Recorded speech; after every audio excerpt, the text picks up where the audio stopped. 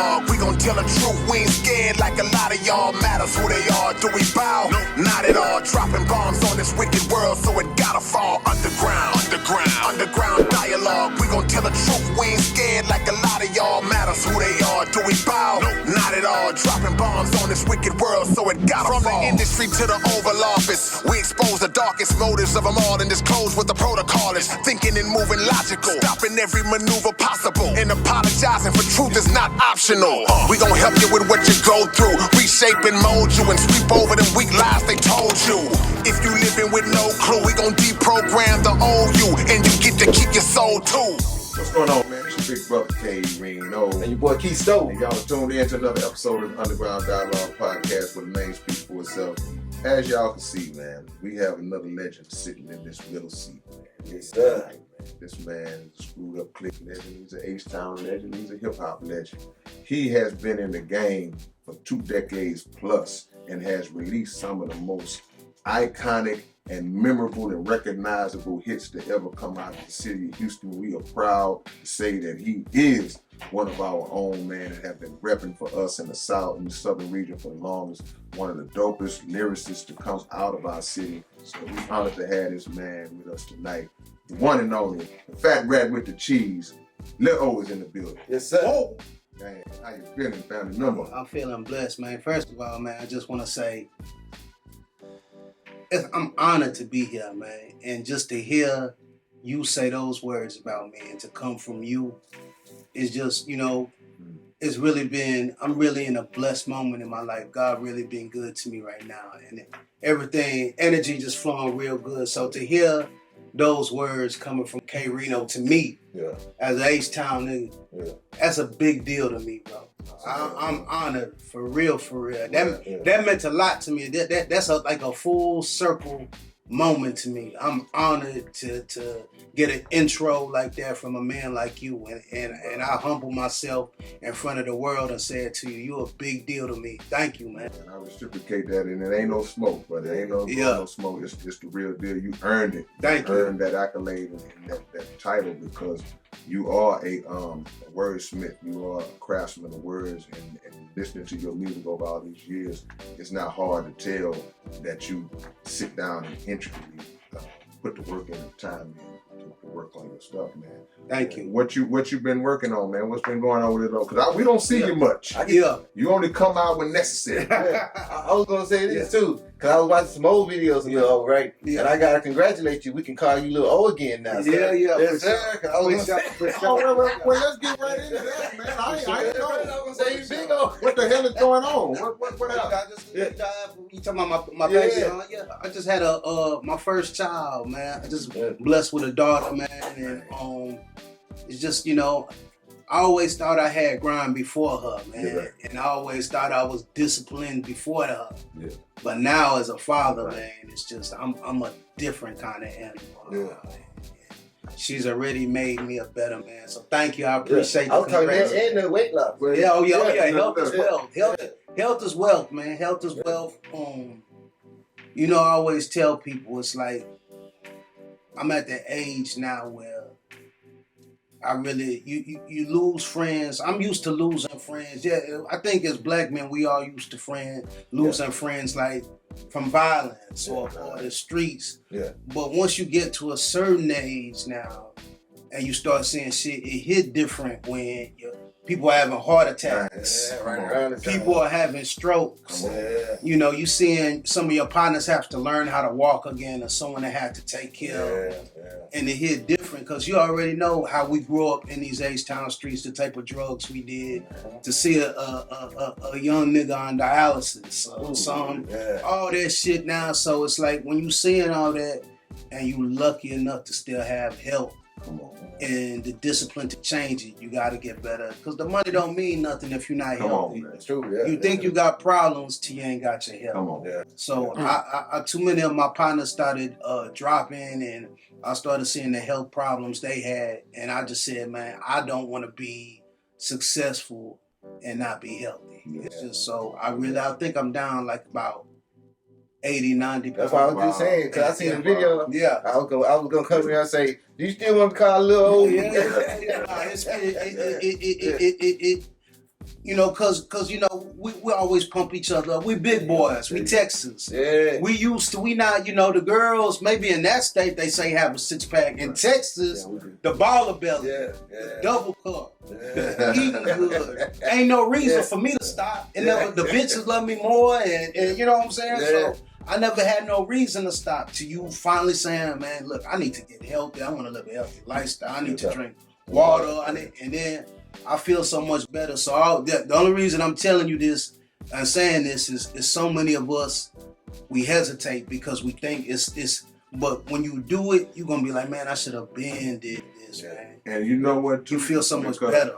People always think that to change your lifestyle as far as your eating habits, they feel like they giving up something. They losing something. Now you are giving up something. You're giving up a faster death sentence on yourself.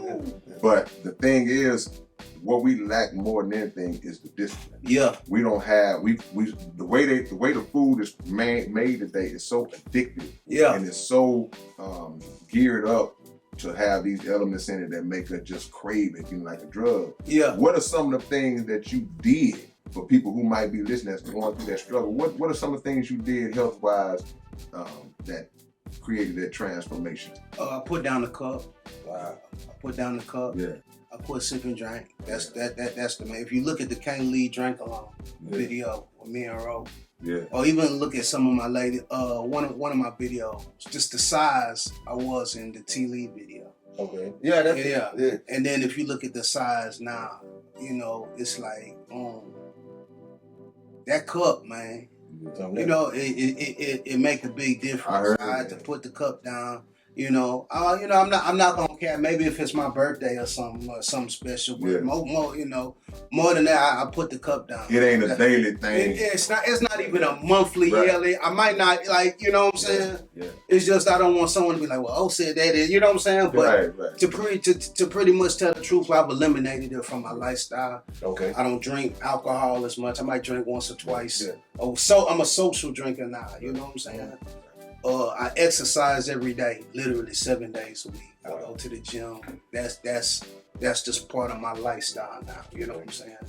I don't eat a lot of fast food, fried foods. That's like that's perfect. Yeah, you know what I'm saying? And that's a choice, man. Yeah, but it's what I gained from it is so much better. Like it start off you thinking you sacrificing. Okay. But once you hit a level and start seeing the results of how you feel and how you breathe and you gain so much, you realize, you're feeling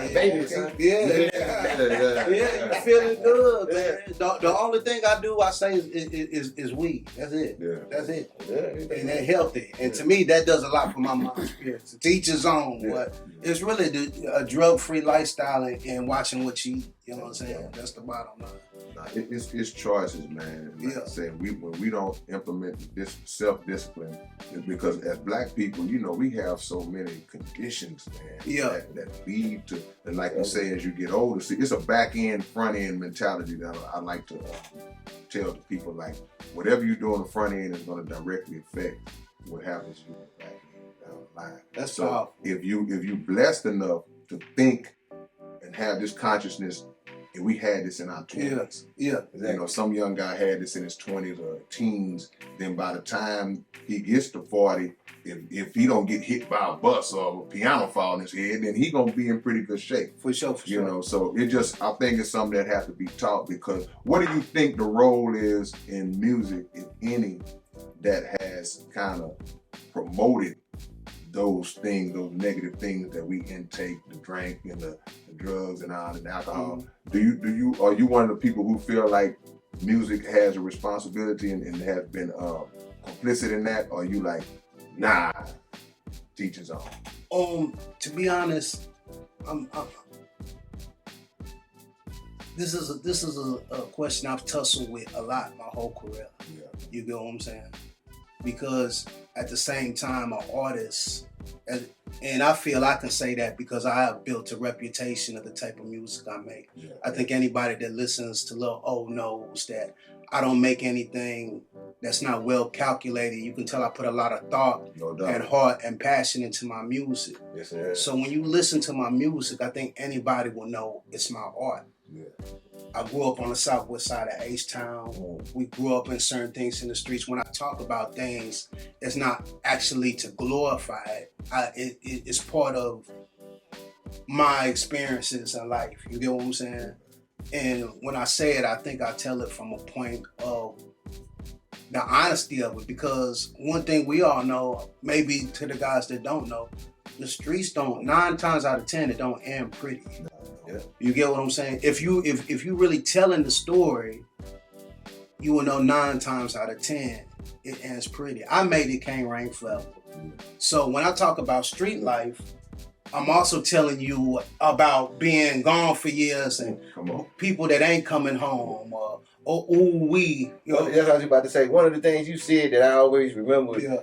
You say if somebody feel like they can get away, they can do it to you and get away with it. Don't believe that they won't do it. Oh man! And then one of the most influential songs that's motivating to me, that I think he counters that. Yeah. You know, when there's so much negative coming in, counter it. Because as a person that started his own stuff, one of the most powerful songs I ever heard was fucking Food on the Table.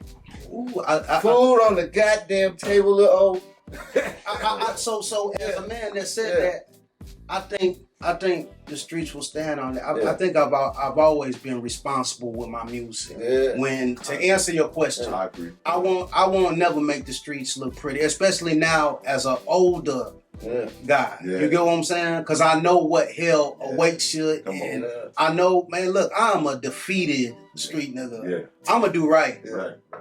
You can't. Y'all got it. I'm defeated. I know what these you can't. I'm not a young punk. Yeah. I know what these niggas gonna do. Right. I know all this. I know what they gonna do. So it's like knowing the pain and what I've been through and survived, and how much I just love the youth and my people. Yeah.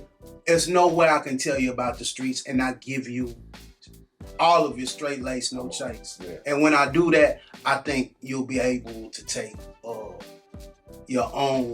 make your own decision. But you will never listen to love old music and think the streets is all good. I can't do that. My heart won't let me do that. Yeah, no glorification. Yeah. And young people so impressionable that they're not able to separate just, I guess, the art from the reality. And sometimes they could even misconstrue the lesson. Like you breaking down the lesson, they ain't catching it. It's like, I just heard the part when he ascended in the dope game, he became a kingpin, and he stopped right there. Yeah. But that's a beautiful point, man. What was your upbringing like in terms of because a lot of people that got involved in the streets or whatever, some of them had to do it. Yeah. Other people, they had mama and dad. Absolutely. What was your upbringing like, and because what drove you to say, I'm gonna get out here on the block or whatever you might have did? For those that know, I grew up in Southwest Houston, but I think a lot of people know now, or those that really listen to my music, I'm actually a Nigerian immigrant. I was born in Nigeria. Yeah. You know what I'm saying? So I'm the son of Nigerian immigrants. My daddy was actually a doctor. Yeah. You know what I'm saying? So growing up, I think there's stuff that you don't really understand till you get older, because we live in the era of social media now. You know how long I've been low. Yeah. You know what I'm saying? You can't be who I am and rap this long and my whole story without. You have to be who you are. Yeah. You have to be who you are. Yeah. You can't say, you can't be on social media now and say, I was a kingpin, I was gangster. Man. You know, I've been Lil O, the fat rat with the cheese for 3 decades. Right. I'm a trap legend where I'm from. Before I ever rapped a lyric, I'm saying I can say that. Right. And if anybody called me a lie, it would be too many niggas that would be like, that boy ain't lying. Pulling them receipts out there. You get what I'm saying? But what I noticed was, the difference was growing up. I think when you're the son of African immigrants, from the beginning, we're trained to go because we're trained in survival. So many times you would always have, man, I heard his old man got money, or this and that, or whoop. So I think people sometimes, if you don't know our culture, you would think that, that means that we get everything. Yeah. But I had a job and was hustling since 9 years old. Yeah. If you grew up on Southwest Houston, we had a paper called The Advocate in the Houston. I was the paper boy. Okay. Me and my big brother, I still you see how light my palms is? At 9 or 10, we would wake up, we would roll the papers in the bag. And by the time I was done rolling it, my palms would be pitch black. Yeah. And my mom, I still remember, God bless her soul, my mom would be like, don't touch that wall, I'm gonna whoop your ass. Yeah. Because it would leave handprints. Right. You put them big heavy bags on. Yeah. And we would go throughout the whole neighborhood delivering the paper. Yeah. You know what I'm saying? Right. That's how I've always had. I never could get Jordans because you have an African. It's not that he didn't have them, money, Yeah. but where they come from, it's like they can't. A grown man don't get $200 shoes till he's 35 and a successful man. Right. A child can't ask for those kind of things Right. and make it make sense. And it's crazy you asked me this because I'm coming to a full circle now, because sometimes I would see some of the other kids that I grew up with years later, and whenever I would ask them what their plan was, what's the plan? What are you doing with your life? What are you doing with your life? The plan was always, well, when my daddy dies. And I couldn't understand that because one, I want my dad to live a long time. Right. Two, we weren't raised to have any safety net. We was raised to be our own man. Yeah. Three, I don't want to. By the time you done asking for something, you gonna feel so ashamed that you gonna be so determined to figure it out on your own that you ain't even gonna want to do it. So what turned out is me just wanting a way to get some Jordans, and my homeboy that just so happened to be a trapper, taught me. Okay. I was very smart. Look, we have to read your books in my family. You know what I'm saying? Yeah. I was a straight A student, Wow. but anything we put our minds to, we excel at. So what started off is just one shoes turned into, wait a second, a light bulb went off in my head. Okay. And I became good at it. Right. And from the end, I just took off, and me and my niggas just, we made quite a name for ourselves out the West, but just a young, ambitious kid. And a lot of the older D-boys, they understood this little kid is different. Yeah. He's disciplined. I'm the nigga, you give him somewhere, he really gonna, you back already, little nigga? I was just always focused, disciplined. And that's how I took off. And that's how I became the Fat Rat with the Cheese. People think that's a rap name, but back then, before niggas got on social media and said, I do this, we would talk on code. Yeah. And cheese is what we call I got work. to, That's what I was gonna say. Because like nowadays, having the name the Fat Rat with the Cheese, with all this YSL and 6ix9ine. But you want to know what's so crazy? You want to know what's so crazy? People is like, you talking to a certified trap legend talking about how he got Rat in his name. Yeah. But we know who really ratting them niggas you in the section with. Mm-hmm. That's who naming the paperwork. Yeah. And let's I'll even go as far as these niggas that ain't even been in the streets, they really capping, because guess what? As long as these niggas rich, they gonna fuck with them anyways. Snitching and all. Yeah. Yes, up man, the streets is a lie. It's a lie. You can't play them games with me. I'm the Fat Rat with the Cheese, and my name ain't in no paper. You say, I'm waiting on the day when these rappers come out and they rap name is like MC Snitch. And it's gonna be accepted. You can't fake your shape with me. I know some niggas that is snitches that you won't even tell them they'll snitch to their face because they'll shoot you in your face. They real gangsters. This whole idea of the snitches it's like, I graduated from the real street. It's not to be playing. You internet niggas is playing, and y'all going, you know what I'm saying? Yeah. It's crazy. And being a snitch don't mean you weak. Look, we not, He don't mean he ain't a snitch and a killer. Exactly. I'm not promoting snitching. I'm not saying nobody is. My people in Texas family, shout out to everyone making them checking in. I'm not condoning snitching. I'm just saying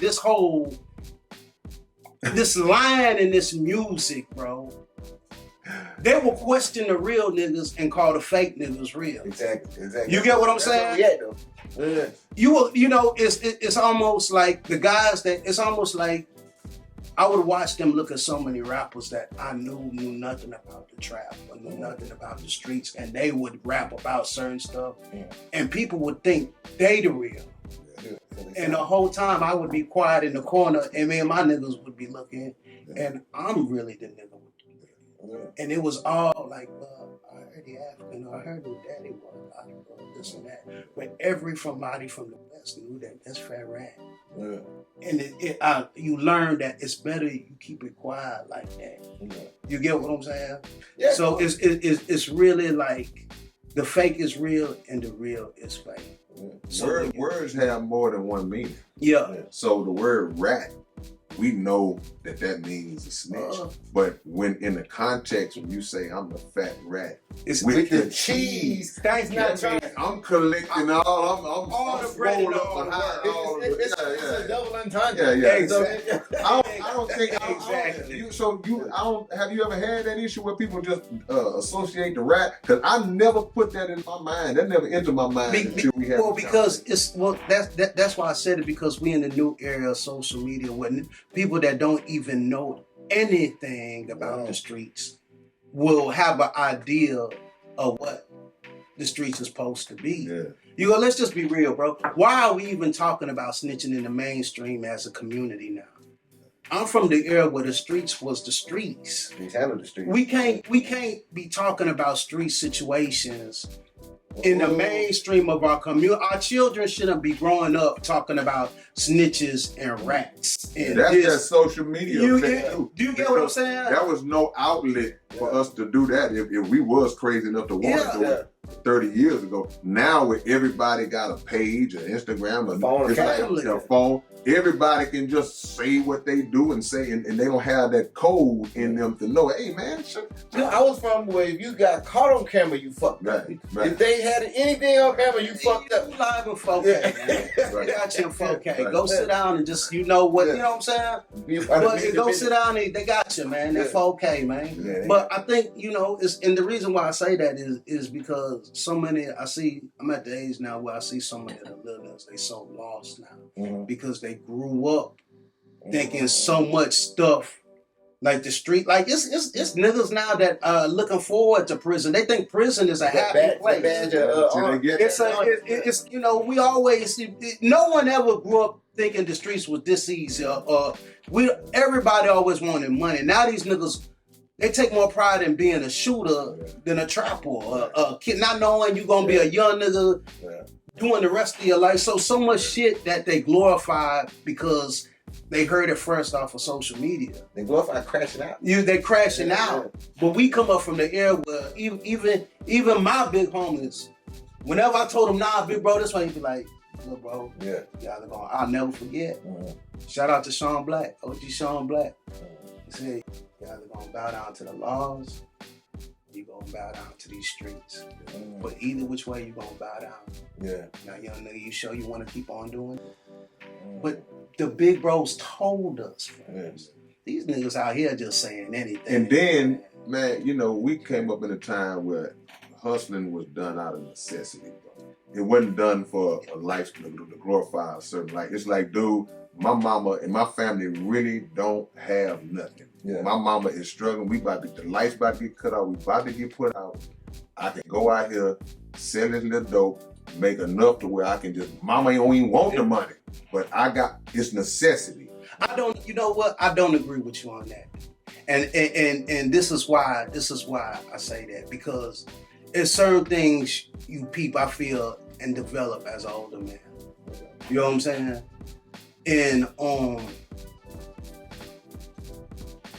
I think a lot of times as young black men, and our culture promotes us a lot to be to the streets because we think that's what that's what the girls like.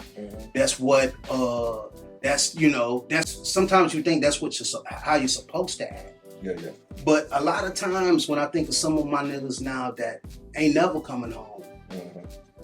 My mom died when I was 13, so even my dad was gone. Like, he had to work. You know what I'm saying? I'm one of 5. Okay. But I know niggas that, not to say they came from wealthy families, but they had a good mama. They daddy worked at the post office. Their mama was a teacher. Guess what? They still certified killers. Yeah. You know what I'm saying? Their daddy was the principal. Well, I know niggas whose daddy was the chief of police. I know. They in the feds. So the older I get, man, I just not to say it's not niggas that trap to take care of their family. That's anywhere in the world. Yeah. But I understand now that a lot of us get tricked off the street, and it's not necessarily out of necessity all the time. It's sometimes out of glory. I didn't mean You get what I'm I don't mean saying? the whole population, everybody. Yeah. But yeah, it is a sector that It's a mind state of life. I ain't got no. In their mind, they don't have no other choice. But nah, you're right. Cause that's what I'm saying. Earlier. Like you got people who just mama, daddy, picket fence dog. Yeah. And they still decide. Yeah. I'm gonna do it because Yeah. the lifestyle is good. And it's addicting. I always. But I understand. What the most addicting drug is not drugs. It's fast money. Yeah, that's what I'm saying. It's addicting. It's the most addicting drug. I always say that. drug. Yeah. It is the drug. Yeah. It's the fast money, and that's just facts. And I'll stand on it. Okay, but let's get back to I wanted to talk to you because I think you were speaking about earlier when you were saying how your dad had grown up as this with this kind of background. Yeah. I think I get a lot of stories from a lot of people. You can speak about how you first met Screw and how you got into Screw and how that determination was the way that you got into the dough and through the gate. If you speak about how that happened. Well, for those that want to know how I met Screw, Screw was already one of the hottest DJs in the streets. Mm-hmm. So, all the niggas in the hood was jamming his tapes. But that was before there was a Screwed Up records or Screwed Up tapes. Niggas would go to his house and just literally knock on the door through the burglar bars. So we was just going there to get some tapes anyways. And it just so happened I had made a demo of my first song with my homegirls. Y'all know him as Destiny's Child, Beyonce, Kelly, and we had this song called Can't Stop. And we had put it on Test Press. Okay. Right? I think it was called Houston Records. Yeah, right there. It wasn't even through. This was just something we had did to see how it sounded and check it out. And I had it. And we was just going to get some tapes anyways. But I said, man, let me just see if he'll. So when I knocked on the door, I was like, hey man, I'm Love from the West. I came to buy some tapes, but you know what? This is my new song with my homegirls, Destiny's Child. Man, could you just check it out for me? And he was like, yeah, man, I'm gonna check it out. But I thought it was playing. Yeah. So I just bought my tapes and left, but he took the wax. Yeah. And when I left, 30 minutes later, my phone like, man, this shit is jamming. Yeah. Nigga, I'm finna put this shit on a mixtape right the fuck now. Wow. And I thought he was joking. Yeah. He did it. And the rest was history. What year was this? I want to say 90. This was when Street Flavor was popping. Yeah, a year before that. Yeah. So, I'm not good with chronological, but the original Test Press, the one I literally give them, it hangs on the wall right to this day at the Screw Museum. Wow. They still got it. You know what I'm saying? And that's how I met Screw. And since that day, he kept on inviting me back. Yeah. And if on Can't Stop, I say, with all the other hustlers and all the other G's from Bracewood to Wolfion down to Club Creek. Mm-hmm. So I'd already had a name in the street. Yeah. So a lot of the other, Screw's house was a meetup for a lot of the legendary Southside trap niggas. Yeah. But a lot of niggas then, they didn't even know I rapped. Yeah. They just knew me as the Trapper O. Mm-hmm. But when they heard me, and some of the niggas like from off of Botany and stuff that knew me from other places and shit, they said, man, is that Lil O from the West? It got to be. Because I wasn't running around telling people I rap at the time. Yeah. You get what I'm saying? I got you. But they kept on hearing those streets. And they knew it was only one. It said it got to be the same thing. You know what I'm saying? And then it started, that's how my shit started spreading around. Rhino and Randy and all them boys started putting in on different tapes. And they was like, yeah, that's our little partner, man. C-Dope and, Free Dope, by the way. You know what I'm saying? And that's how the shit spread. And Screw played it, put it on so many tapes. It really became one of the songs a lot of people say represents the Screw tape era. I remember that was my introduction to Destiny Child through you on Street Flavor. Yeah. And I remember because the video came on maybe maybe about 1 or 2 weeks. Yeah. Then it stopped. Yeah. And then here come Destiny's Child with No. Yeah. No I doubt. say that's the same No Blue doubt. Mama No video. doubt. How'd you connect with them? Because I know Yeah, you that gotta that be was the- early in the game for them. Matthew Knowles was my first manager. Gotcha. And you know, Matthew Knowles is Beyonce's daddy. Right. And the way I met Matthew Knowles is because my auntie and Matthew were friends from work. Wow. And Matthew had always, at the time, was always bragging about his little girls in his group. He manages his group on the side. And when my auntie heard about me rapping, she was like, man, my nephew, he's starting to make a name for himself. You know what I'm saying? He does this rap thing. Y'all should. And that's how I linked up with Matthew Knowles. And the rest is history. And Screw gave me a shot. And, you know, a lot of people don't know. That's why we always say that Screw love is that true love. Yeah. Because people think I wasn't hot when I gave him that record. I was a nobody, man. Yeah. Imagine how many niggas you can walk up to now and be a nobody, not give them anything, and say, hey, this is my new record. Can you check it out? Yeah. And just off the love, because he likes the art It's Screw. and appreciates the art, he blows it up out the We were wall. breaking the records back. Yeah, breaking records. These niggas don't break records no more. How many artists did Screw break? Like crazy. You can't count. How many legends now Yeah, count. that the first time you even heard their music, it wasn't even regular speed, Yeah. it was all Screw. Yeah. The Hot Boys. Can't count. There's so Yeah, many, can't man. count. You can't count. Yeah. That's why we say that Screw love is that true love. Yeah. Because he did it selfishly because he loved the music. What made No you doubt. go and make a record? Like, where did that musical talent come from within you? Because I've heard, even from Pokey's last CD, Yeah. he said, I can't get through with it Yeah. until Lil O hear it. Yeah. And then Mike Diaz say the exact same thing. And it's like you got so much respect for when it comes to people's CDs that they don't even put it out Yeah. until you give it the stamp. Love it. Hey man, you just broke my heart. No, for real. No, I had to call. You just broke my heart, man, because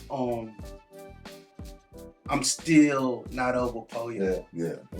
And the reason how I know you telling the truth is because Pokey would always say, it can't come out till I let Yeah. him hear.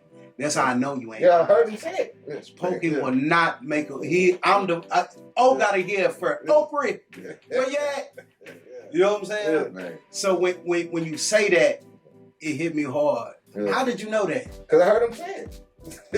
You know what I'm saying? So that just hit me hard. Because I heard him say it, then I heard Mike D say it, and then I was like, what is it that O hears, and where did that music go? I was like, how the fuck did you know that, man? Yeah. Fuck me up with that, man. R.I.P. Pop. Yeah. I miss you, R.I.P. man. I miss you, man. Are you asking where did it come from or Yes, how sir. did it start? How did it start and end? Where did it come from, and then how did it start? To be honest, I never thought I was gonna be a rapper. It was never, growing up on the South Side, you ride around freestyling, but it wasn't nothing that I took seriously. But what had happened was I caught my first dope case, and I had to sit down for a little bit. Okay. So I was just writing poetry on what I was going through, and back then niggas would bang beats on the table, right? And niggas was making beats on the table, and they would always be like, "What you writing?" They would see me like whispering to my. So the first day I did it, I let one of my cellies here that slipped under me. You know what I'm saying? Yeah. And he was like, "Man." So then, like 2 or 3 days later, they would see me writing again, and then they'd come up to my bunk and be like, "You ain't got what you got?" That's the next one, yeah. Give me some more. Then it kept on, and then I started noticing the crowd getting bigger. Yeah. And then whenever I wouldn't, they'd be like, "Southwest, you ain't gonna spit nothing for us today?" Yeah. You know what I'm saying? And then I realized that, man, these niggas really like what I'm saying. Must be all right. And it felt good. Yeah. Not only did it help you ride it out, but it just felt good to see people really liking your shit. Yeah. And when I got out, I just stayed with it. And, and like I said, I was just rapping about my life then. Braeswood, Wolffield, Club Crib. I think people look at it like now because they so known. Mm-hmm. But back then, that was unheard of because back then everybody wanted to be from South Park. Yeah. They wanted to be from Third Ward. Yeah. Fifth Ward. Yeah. Southwest, we was kind of known as, man, them niggas mama's boys. Yeah. But those that knew knew we had the $1 million blocks because we had the richest fiends. Exactly. You get what I'm saying? Yeah, I'm from Old City, so yeah, exactly. So back then, it's cool to be from the West now. When I was repping, I was deferred because we was land of apartments. Yeah, we had to stomp down and really make niggas respect this shit. It wasn't cool back then, you know. So that's how I started, and then the rest is just God given, man. The rest is I found something I was, sometimes God gives each of us talents. It is my natural gift to make music. I realize that now. I understand that you cannot do what I do for as long as I have, as consistently as I have, and not know that it's a gift from God. It's my God's given gift. Yes, sir. So I was always writing. So a lot of people don't know a lot of songs that, even though they were on some of my brother's albums, they were my songs that I gave to them. Of course, they wrote their verse, but that's all we had. You know what I'm saying? That's a little old song. Get Back and I'll Do It on Big Mo. Really? Yeah. Wow. I wrote those songs. You know, if you're talking about Stop and Look, you can tell the song. So they would call me the pen. Yeah. You know what I'm saying? So it's just been my natural gift, man, and I'm grateful for it. And I can laugh about it now because sometimes I'll be depressed. You know what I'm saying? Because the music, it comes with ups and downs. And smiles and frowns. And then having a criminal record, and sometimes there'll be times in life where you'll be like, man, I want to change my life. I always thought I would be a lawyer growing up. Okay. I always thought I was going to be a lawyer. You know what I'm saying? I thought I was always good with my mouth. And then, once you get to an age, because you really don't know you're catching all these felonies when you're a kid. It's not till you try to apply for shit. Then you realize, wait, I can't vote. Wait a second. I can't. You get what I'm saying? That's when it really starts hitting hard. Right. So sometimes I'd be like, damn, man, I fucked my life up. And I mean, I would really be depressed. But now I understand that, you know what? You wasn't supposed to be the lawyer. You was supposed to be who you are. It's my No, it might be a better lawyer than me. I don't think it's too many guys that can write a song like me. It's my God. You ever think about your I always think you could be like how your guy, they got that A&R. Yeah. Cause you put some shit together, man. It's my gift. Cause it's only like out of the city, I say it's about maybe like 5 complete albums that's top to bottom, no skips. And Big Mo's City of Sir was one. K-Rino, that one where you got all the black books on the floor. You picked up book number 7 is Fat Rat with the Cheese, man. I'm talking about top to bottom. It ain't no skippers on that one. Thank you. And that A&R, how you collected all those people and put them on the right songs. To this day, that who was these cats that was stay smoking like a broken jalopy and shake shit. Shout out to my nigga Spookaloo. That's Spook, and that's Bleed off of Brazewood. Just watch some niggas off my block. You know what I'm saying? Smoking like a broken jalopy. Man, we was just spitting it raw, man. It was just reality, man. You knew where to put people, man. It's just my natural gift, man. It's my natural gift, man. You ever think about A&R? Project, cause it seems like you be doing it with Pokey in them. Well, I do it with fam, but people always say, should you have a record label or this and that? But I ain't gonna lie, bro. Like I always say, I'm damaged goods, man. I don't really fuck with too many niggas. I don't have the patience for it. It's like I think it's a certain cold place these streets make you, because the ungratefulness of it, the people, I'm at a point now, all my biggest wars have been with people I tried to help.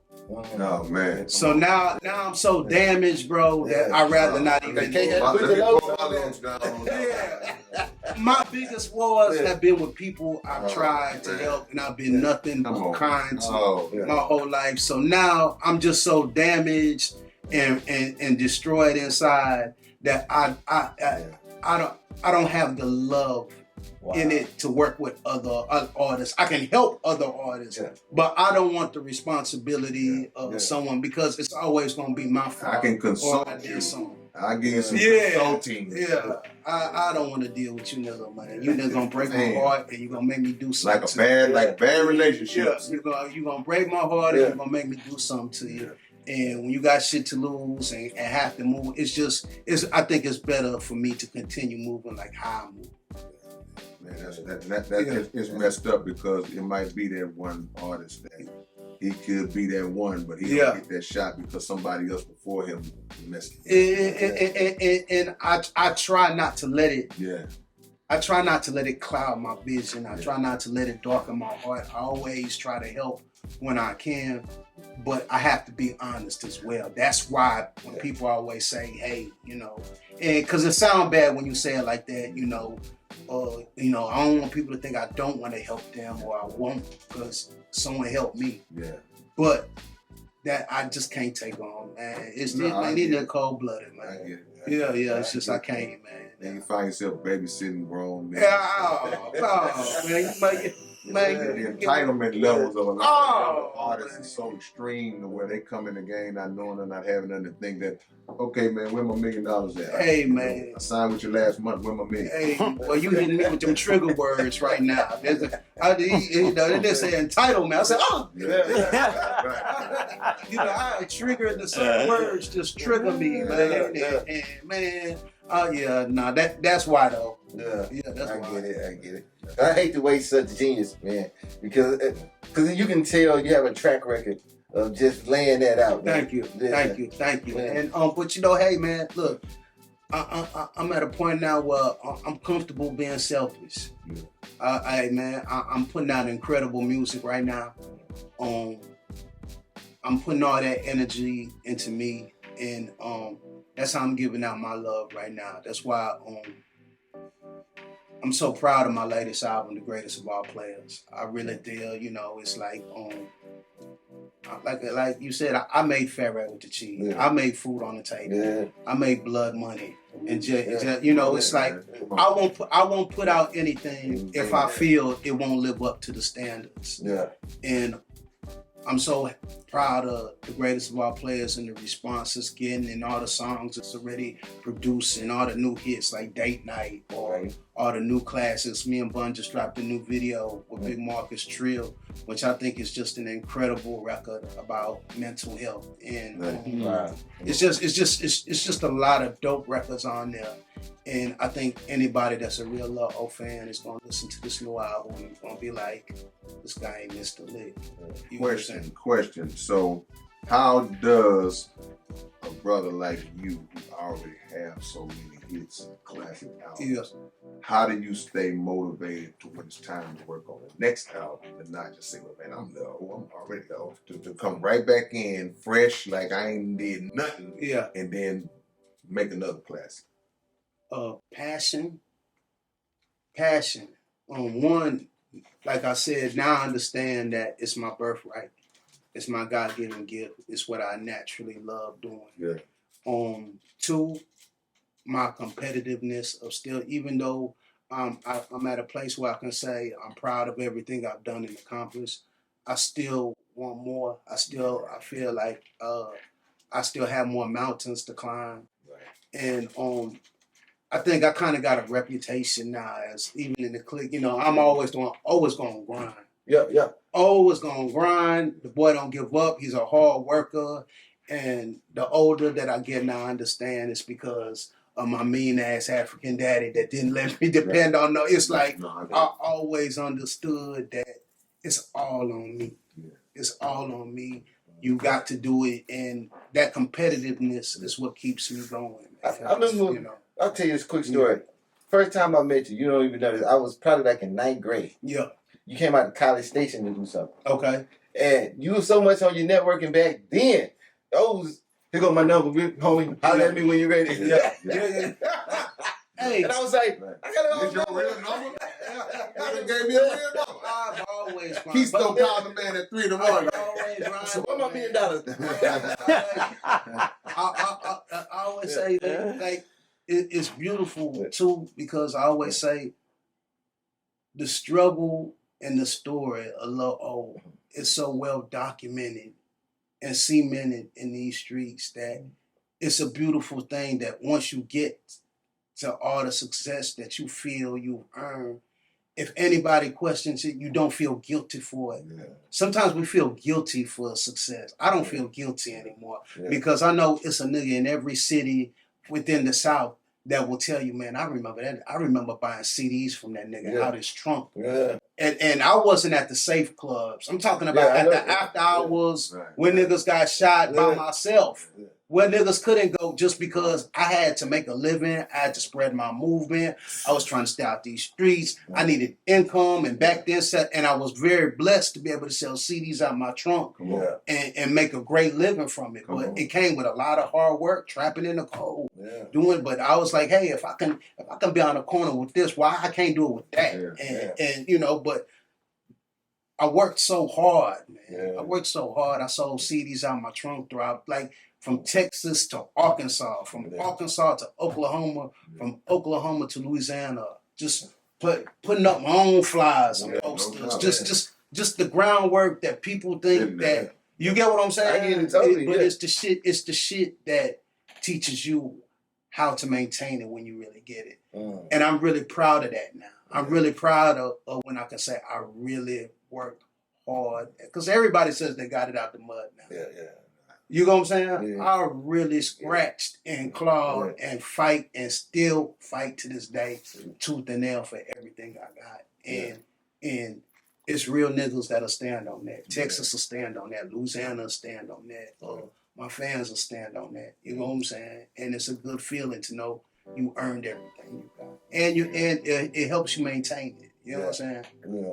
Last time I saw you, you was doing the show with Big Yogi. Oh yeah, you kid that. Okay. Right.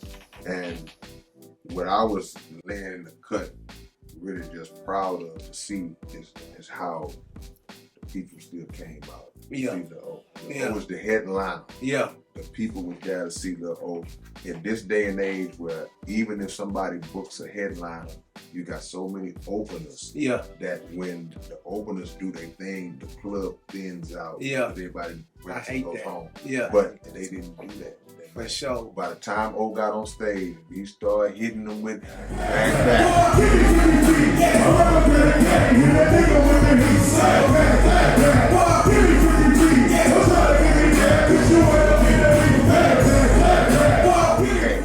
We ain't broke no more, whatever it is.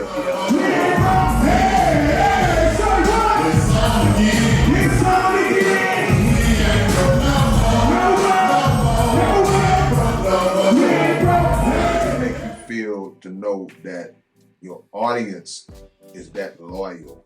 Because you talk about the work, but that's a testament to the work, that loyal audience. I feel so privileged.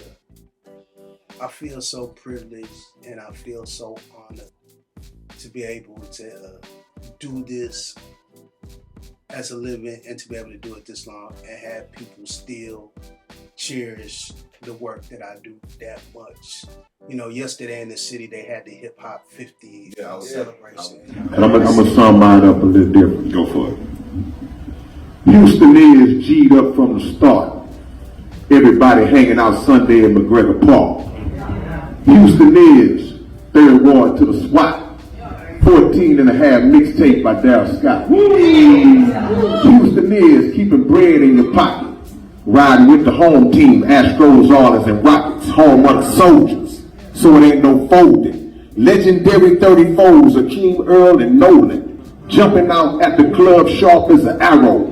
Rhinestone Wrangler, Chocolate Town and Carol's. Coke cans to get in Astro World, no ticket. And you ain't from H-Town if you don't know Wicked Cricket. I'm paying homage because it's only right for me to do. French's chicken on Scott, we do it for TSU. From the past to the present, shouting out to the great. Still love Phi Slammer Jammer, repping U of H. Who remember Club Boomerang? Now I'm reminiscing. Killing shows with the whole South Park coalition. Jay Prince had the vision, so he started believing. Ghetto boys made the whole world respect our region. Most city to fifth ward. Yeah, I know you loving this. Street military, please, can I have another hit? Got our own style. Ain't no place like it in the world. And the whole planet got screwed up by Robert Earl. Crazy weather, but still better than any place we know. Shout out to my Mexican family, my Latinos. We the trendsetters, we stay ahead of the game. Hiram Clark got way too many legends to name. Most of the year, H-Town be hotter than the oven. Remember the screw shop back when it was on color? Ring tapes and a screwed up click wrecking them beats. Kids Jam was the first radio station for the streets. You could pick any record label, it's all H-Town. Rap a lot, Swisher House, Big Time and Jam Down, Dope House, Sucker Free, the Homies and Rec Shop, Perion's, Wild House, Straight Profit and Shortstop. Hey, Houston is Greens Point, the Acres home. Playing high school football games inside the dome. Slabs with trunks rattling, folks chasing the paper. Club Gucci's all the way to Jamaica. Going to different parks, hooping, Timmy Chan after. Back in the days, loading up and riding to the Capitol. Still laughing and wanking even on our down days. Buying your favorite rapper's new album from Sound Waves. Catching the metro to travel throughout the town. We couldn't afford the Galleria, we just went to walk around. When the bus stopped rolling at dark, we used to walk. Let's take it to the north, Studewood and Dewson Park. Mr. A's, the Shuns, Cornbreads came later. Every rapper trying to be seen on street flavor. Every hood apartment complex I showed up in, Houston taught me the game when I didn't know nothing. That's what Houston is.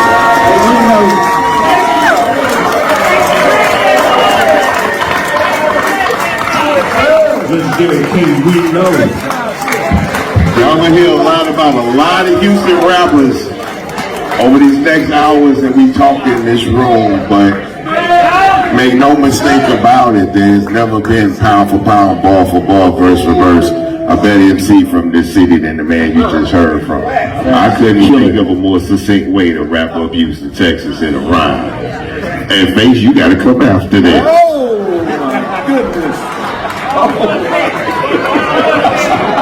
If anybody could do. And when I was walking in, Oh, I didn't see it. it was just I was there. I was just out with the cut. Cool. When I was walking in, it was two guys just rushing me, and they said, "Man, we've been out here waiting for about an hour. We didn't know if you were coming or not, but we just said, man, maybe we'll bump into Lil O." Come on. And they pulled out the vinyl of the Fat Rat with the Cheese, Yeah, that the vinyl. and they said, "Could you sign it?" Yeah. I still got. I had to take a picture with it. I'll show it to you. Yeah. Man. And they had said, "Bro, Send it to me. No, yeah, I'll show it to you. Yeah. You got my phone number. Yeah. They literally said, man, we waited out here. And they had the original Fat Rat with the Cheese vinyl and the original promo poster. Yeah. And to me, celebrating the 50th anniversary of hip hop in Houston, and to see it was guys out there that had waited out there just for me and didn't even know if I was coming. Come on. Yeah. I was so humbled. Yeah. I was very humbled, man. I was very humbled, bro. I can't cap. I can't act like it's they didn't even know I was coming, Right. man.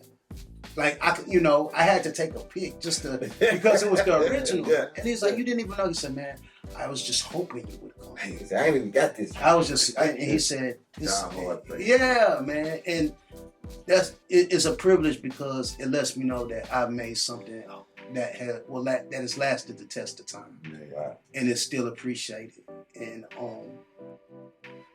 that is a huge privilege and something I'm very proud of.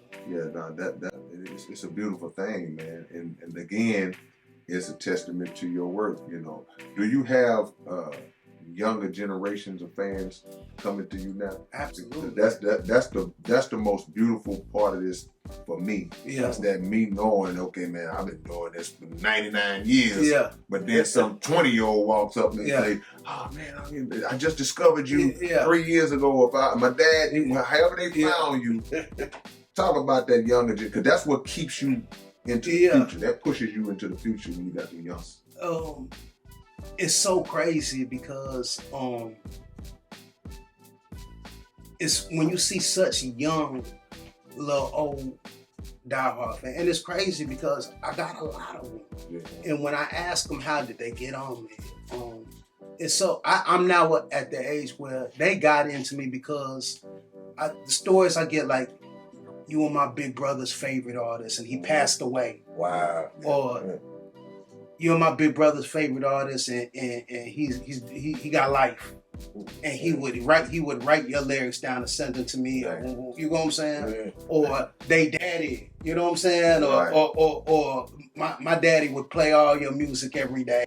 Could. Or at the age where people are saying, I walked down the aisle to this song. Man. Wow. Or, Yeah. and that was their mama favorite song, or I was there, you know what I'm saying? Yeah. Or the car show, man. This is a picture of me holding, my daddy made you hold me at the car show at the Law School. Man. See You that? know, Yeah, that guy. So it's just cool to see it. But I always say, when you make something that's timeless, it'll always generate. It's because it's like growing up. The Isley brothers are way older than me. Yeah. But when I was growing up, the street, all my big homies, the street niggas, they jammed the Isley brothers. Yeah. Like, you know what I'm saying? That was and they lax and they slabs. And when I heard it, I never once said these niggas is old enough to be my granddaddy. Yeah. The music just hit me. You know what I'm saying? And to me, real music is magic. It don't matter if it's young. When you hear it, it don't matter what it is. It'll hit you. So that's why I try to make something that, if you really are making magic, it won't matter what age it is. I think one thing that's universal is people gonna have times where they're up. Yeah. And people have times when they're down. Yeah, that's life. And one of the songs you have every time somebody goes when they're down and they get right back up, it's on again. We ain't broke no more. It's life, man. If you always spit the truth, there will always be something to relate with. Man, it's just Let me give the intricacies of that hook. Yeah. Okay. It's on again. Yeah, it's on again. Now this is the first part of that. That means that it had been on before. Yeah, of course. And now it's off, but we fell off. Yeah. But it's on again. We back, bitch. So we ain't broke no more. Fact. So the bottom line is in a genre where a lot of rappers always talking about how they never broke. Yeah. We always got money. Yeah. We always bought it. Yeah. The reality is, man, no, we not. No, we not. So when you say we ain't broke no more, Yeah. everybody can say, man, that's what it is, And even if you still broke, you be like, okay, well, one day I'm able to sing this hook and it be true, Yeah. First song, you gotta know loss to have made that song. Come on. Yeah. You had to have taken some losses to make that song and know how it feels to bounce back. Yeah. And that's why I think it relates so much to this day, because especially in the era of social media where everybody thinks every day is sunny, everything is easy. Yeah. Just nobody's, I'm not gonna have no hard times. Yeah. It's like, but that's not life. Yeah. I don't care who you are. I don't care. There's seldom any winners that haven't taken. You have to, man. It's what makes winners. So I think as long as people are living in the real world, they'll always relate to the music I make, because I always make honesty. A rich man may not ever lose his wealth, but he'll still go through struggles because his daughter may have cancer. His brother may have gotten killed in an accident. So that's just the hardships of life that everybody goes through. But what makes an artist great is the fact that people can relate. Yeah. Because they can see themselves in your music. Like, that's me. He's talking about me. Absolutely. Absolutely, man. We put that on every time we get a new car. Yeah. That's it. Come on, man. Your hooks, we talked about your lyrical skills in the introduction, but you don't get a lot of credit for your hooks, in my opinion, man. Because you got the kind of hooks that are, like you say, timeless and so recognizable. Back, all these, like, what goes into your hook process when you sit down to just come up with your hooks like that? To be honest with you, I wish I had something cooler to say, but now my answer is just, and I'm just comfortable saying it, it's just my God-given gift. Yeah. It's something special that God blessed me with, and I always understood that even if you have amazing lyrics to catch people, there has to be something that they can easily, that they're gonna want to say and hit with the heart. You know what I'm saying? And it's just my gift to be able to think of something that goes, whether it's a melody or a catchphrase or something that will make someone want to say it. It's just a natural gift. There is no thought process. I just do what the beat calls for. Great, Lil O. Now, you mentioned being an African immigrant. Yeah. From which country? Nigeria. From Nigeria. Yeah. Have you been back? Of course. How often do you go back? I go back like maybe every 4 or 5 years. I'm a little over now because I was supposed to go back during COVID. Yeah. But COVID happened, so the world shut down. Yeah. You know what I'm saying? So that prolonged everything, and because I was going for like my granny's like 90th, something like that. So COVID ended that, but yeah, it's like it's very much a part of my culture. I still have cousins there, I still have family there. I got WhatsApp. like I got fam over there. Like I definitely know it. You know what I'm saying? It's my home. Do you draw from the culture when you go back? Yeah, of course. Does it serve as like a battery charge? Like, cause we over here in the West. Yeah. And this westernized civilization can poison us, and it can dilute and distort our roots. So to know, as being a black man who was born over here and has no connection, I think you were in a really fortunate position as a brother who you can probably your grandmother, like that. What kind of charge did they give you to go back to get a little of that westernized poison, or is it messed up over there too? I think the world is a smaller place because of social media now, so we all kind of feed off of each other. But I think the one main thing that being Nigerian at least did for me is I always understood how bad it could be. I always understood how fucked up shit could be. So I always understood that there are people that would kill to have the opportunities you have. You can't waste it. You know what I'm saying? Because it's like over there, like if you can't afford to see the doctor, you die.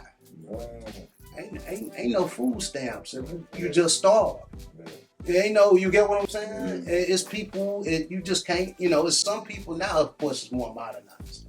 But, it's still some people right now to this day that walk miles and have to go to a well to get their water.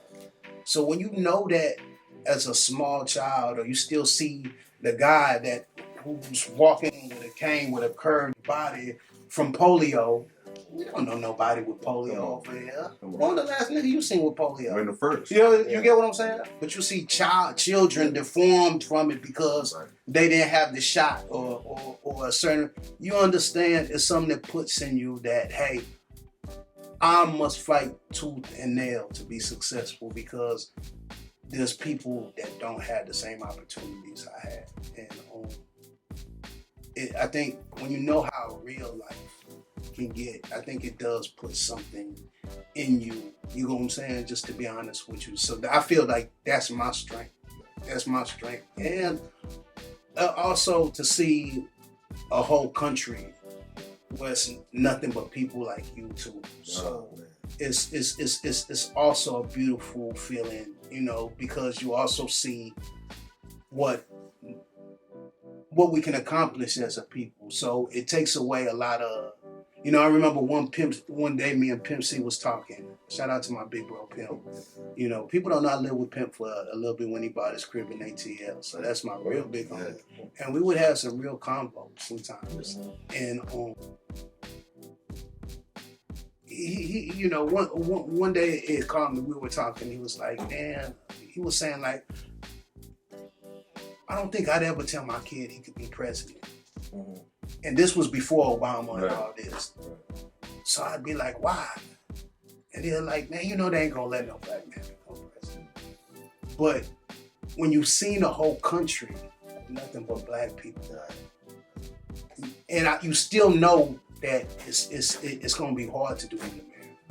But if you just see it once, you still know in the back of your mind that, but I've seen black presidents. Wow. You get what I'm saying? Right. I've seen it before. Right. You might not have seen it here yet, Yeah. but I've seen it before. So I always understood that a black man can be a lot of things. You get what I'm saying? So I think I didn't have a fear of anything. I couldn't let nobody, especially not some, because sometimes, and this just it's not a racist thing, but I think sometimes different races think that we're not as intelligent sometimes. Yeah. And they would try to take advantage of that of me. You know what I'm saying? And I never had that superiority, like, you're not smarter than me. Exactly. You know what I'm saying? White, Asian, I don't give a fuck who you think you are. Y'all come from You get what I'm saying? We developed some of these sciences that y'all culture took. You get what I'm saying? And I always knew that. Right. So I couldn't let anybody tell me that this is too advanced for him. Or you get what I'm saying? Because I know what y'all took from us. Yeah. I know what all we have done and what y'all have tried to hide from the world. You get what I'm saying? And man, you make a great point because let's think about the conversation you said you had with Kemp. Yeah. I always think about, when you talk about a black president, I think about what the Honorable Minister Louis Farrakhan said when Obama got into office. It wasn't necessarily about him being in the seat of president that he was going to make this dramatic change, transformation for black people. It was more so to plant the seed in young people's minds that they could be anything that they wanted to be, because we did grow up in a time where like, ain't no way in hell it's going to be a black president in America. Yeah. So to break through that wall, it ain't about the seat, because we know the seat itself is corrupt. Yeah. But it's about a child saying, well, if that happened, just to see it, man. I can do this, I can do that. Never doubt the power of audacity. Yeah. Come on. Never doubt the power of audacity. That's why I get so mad. Put that on a t-shirt. Never doubt the power of audacity. Yeah. Because I saw Hov become a billionaire, rappers think they can become billionaires. Exactly. They don't think it's even, they don't think twice about it. And it's becoming. You get what I'm saying? That's why I was going. The power of audacity, man. And that's why I get so mad now, bro. Because no matter, I'm not a political person. Yeah. Who you choose to vote for, whatever, as long as you vote, that's all I care about. But now, the way people so freely bash the first black president, and when they say shit like, what did he ever do for you, or what did he, and all he had to ever do for me is win. Yeah. That was enough for me. Yeah. That was enough for me because a grinder, all you gotta do is show a nigga once. Yeah. A nigga will hustle that it can be done. Mm-hmm. That was enough. You know what I'm saying? So the audacity of showing me that, I'm like, oh man, these niggas don't fucked up. You don't show me. You don't let me see it. Yeah. It's a stigma. For 8 years. It's a stigma that you let me see it. They see it for damn near a decade. You let me see a black man do that. Yeah. Well, and then in America, bro, we live in a nation that intentionally has been constructed to suppress our intelligence, to deny us and deprive us of real history, to instill inferiority complexes in us from birth. Yeah. So that was the whole point. It's like, to break through that stigma, forget the seat. Yeah. Forget the seat. We know, you can't sit in the seat of the presidency of the United States and be righteous. Yeah. You can't do it. These babies can see, and even older people can see, wow, it can be done. Yeah. We was little young cats in elementary school out here, it's a joke. Yeah. But now it can be done. So maybe I can go back and do something that I didn't think I could do. Yeah. And when you mention rap, that's the whole key. It's like, who saw you being able to do what you did? Rap music. I say they can't stop. Who'd ever think Lil O will be a rap star? Yeah. It's like the audacity to think you can do it, man. And forget just being a rapper, being a success at it. You know what I'm saying? That's why the kids is important. You feed your family off this little, you crazy? On, man. But a lot of times I think that's why platforms like this is important. Yeah. Because if you didn't know it, because this is one thing I always say about you. You're very humble. Because a lot of times when people say SUC, the last person they say most of the time is Lil O. Yeah. But if you've seen what he just said, he comes sort of right there. And it's been throughout the whole process. I'm gonna give my opinion, Yeah. and I could be wrong. You tell me if I'm wrong. Yeah.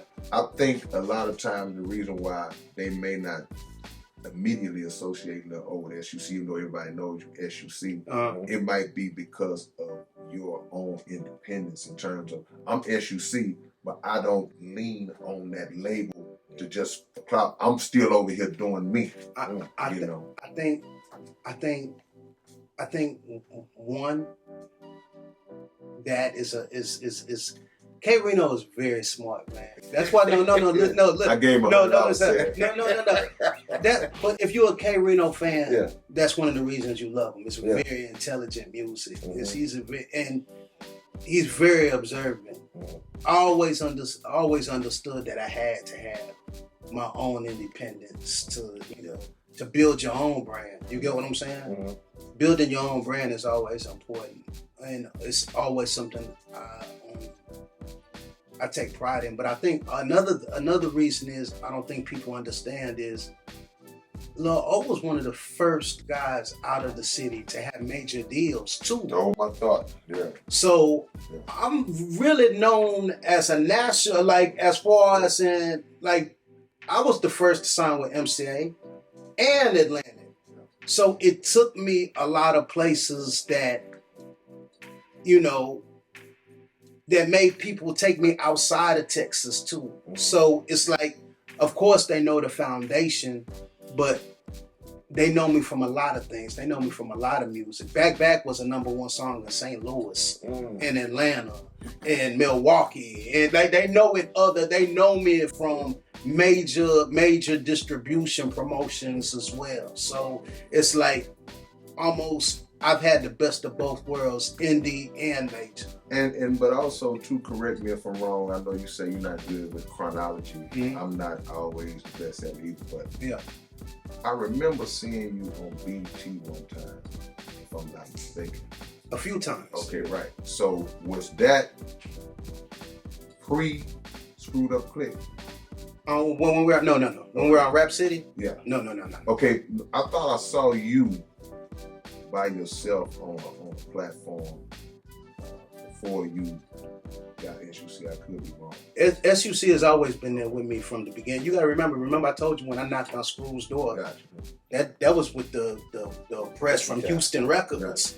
So he was the guy that really gave me my break and put me under his wing. Gotcha. You don't know. You just can't just say, when he put Can't Stop, which was my first record. Like I say, the original press that still says Houston, that still hangs in the Screw Museum. When he started putting that on all the tapes, and then other guys in the clique started hearing it and whoop-de-whoop, then he would start inviting me, hey, you need to come around, meet so-and-so, you need to rap on some of these. Right. And then that's how I met Hawk. That's how I met some of the other guys. And then some of the other guys, like some of my fam from Bonnie, we knew each other from other places.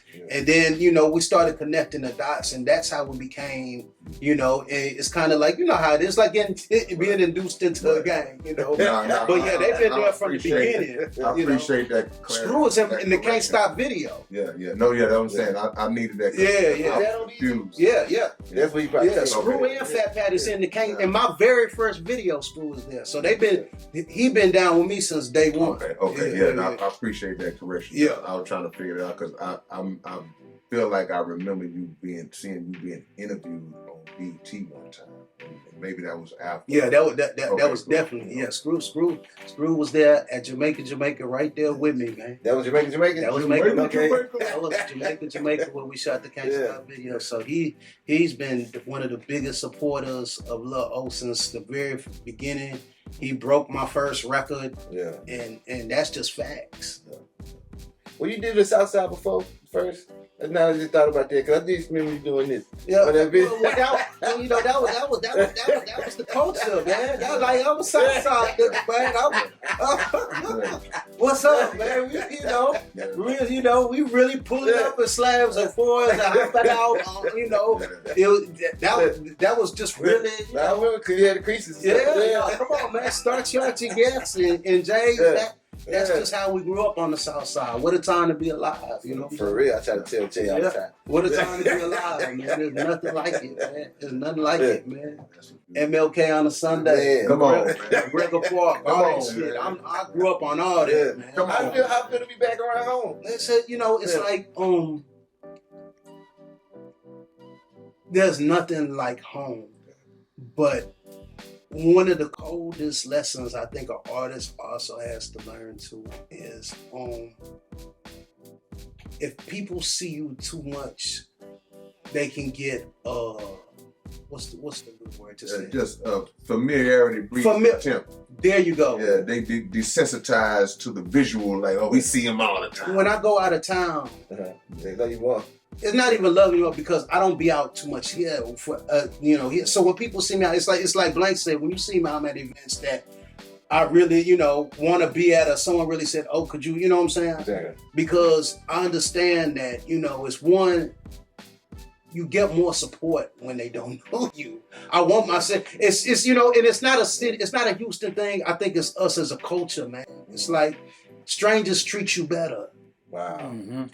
Strangers treat you better, man. Yeah. So I love being home because I'm an H-Town nigga, but I also understand if I stay too long, man, they'll hurt me. And that's not a little old problem. That's a black man problem. Mm-hmm. Every black man that heard that, no matter where he is in the world, he felt my pain when I said that. I love home, but if I stay too long, home will hurt me. They'll treat, you know what I'm saying? They'll make me forget who I am. I'm a king, man. I can't, because everybody will try to humble you or make you feel like I got one of the greatest catalogs in Texas rap history. I understand we grew up together. You knew me at this and then or that, but I'm a whole icon now. And I can't, if you're around the people that feel like you're supposed to always humble yourself, or you'll forget who you are. So home is home. I'm always repping no matter what. Yeah. But I understand that, I gotta be. Let me ask you this. What Kay was earlier saying, like, we never will believe we'll see a black president, right? Yeah. Then we come back and say, we never believe we'll see an actor as a president. Yeah. Would you ever believe that you would see Bissonnette, how Bissonnette is? See. Anything's possible. But this is the crazy thing is, I grew up on this. When I say Brazewood, Wolffair Club Creek, Brazewood is there. Yeah. Wolffair is right there. So this whole triangle from Forum on down. Like I said, remember back then, niggas wanted to be from the East, Correct. Yeah. So we the niggas that made this area. I caught cases on Wolffair. Mm-hmm. You know what I'm saying? I had the shootouts on Brazewood and my brothers died on these corners. You know what I'm saying? Mm-hmm. It's written on TDC. If you look where I caught my, it's this triangle. So I always knew how real it was. But I ain't gonna lie, my nigga. When the pimping came, it like Sodom and Gomorrah, man. Ooh, yeah. Even now, I'm like, man, it's like I knew it was always bad because I'm one of the niggas that made it bad. Yeah. But, bro, nigga better respect the Southwest jungle, man. Yeah. This ain't the place to be playing. When I moved to Forum Park, I realized that right around 10 o'clock, it turns into a real Club Creek turns into a real live Thriller video. Metamorphosis. And I'm a Snappies nigga. I'm Snappies, Club Creek, you know what I'm saying? Shooting dice in front of that stove, dropping off work in front of that stove. I know this shit like the back of my hand. Yeah. And I'm a real Southwest vet, and even I'm terrified at what I see. Look, but once you look, man, let me tell you something, man. I always say, you not a real street nigga, bro. If you really out here and you ain't trying to get away from this shit. Come on. I'm a West. We made these streets. It's like I've made these blocks of mortar on, so I'm little 8900 Braves Woo Boo. All these, all these streets, I made them famous. Yeah. I made them famous. I can say that. Lil O made this whole little district famous. I'm terrified, bro. This ain't the place to be playing. This ain't the place to be saying I wish a nigga would, cause a nigga will. Bro, if you ain't scared to be in environments that you was in 15, 20 years ago, then you ain't grew. West is diabolical. You suicidal. I heard Ice-T talking about that one time. He was like, I can talk about where I came from and how it was when I was there. Yeah. But that don't mean when I show up now that these cats that's occupying that space now are gonna revere me and look at me the same way. I ain't got no business over there. But not only that, but even to go as hard as that, even if they do, because you got to remember, some of these dudes I trap with their daddies. Yeah. I know these little niggas. Like they even when they do revere you, these little niggas love me like what. But the streets is a lie, man. A nigga that'll revere you to still kill you, man. This way your partners will kill you. This way your cut, you know what I'm saying? This is where partners kill partners, man. They think they can get away with it. This is where the nigga. This is where. This the real streets where you find out the nigga that broke into your house was your you know what I'm saying? You grew up with it. Yeah, this is where you don't let niggas know where you stay. This that background. That's how I grew up. So it's like that revenge. That's why I say the internet got shit fucked up, man. Ain't even if they do revere you, they'll kill you, nigga. No question. You the realest nigga that really the most gangster that really grew up here and did this, they will kill you. They might kill you because they'll kill you first. They'll kill you first. It's just they want to be in infamy. Thank you. They need a strike. Ain't no love out here. I tell it's a lie. The streets is a lie, man. I always tell niggas, man, give me some news you can use. Hey, man, go to school, learn a trade. It's so many easier ways to live. Look, most of my partners that I started in the streets with, the best they ever lived in their life is when they got a job. Come on, man. And now when we see each other, we bump into each other. So, man, I'm glad you just free or they living good. Yeah. They got cribs, they got cars. No, they may not live like kingpins, but they can sleep at night. They can maintain themselves. Exactly. They can feed themselves. And we always laugh. They say, man, I should have been doing this, man. Yeah. This is after they done gave years of their life to the penitentiary, years of their life to the street. And I say this, the only reason I'm saying this is because the kids need to know this. The best they ever lived is when they got a job and learned to trade. It's just a lie to think all the trappers are rich. Most of the niggas that is trapping are broke. You can't.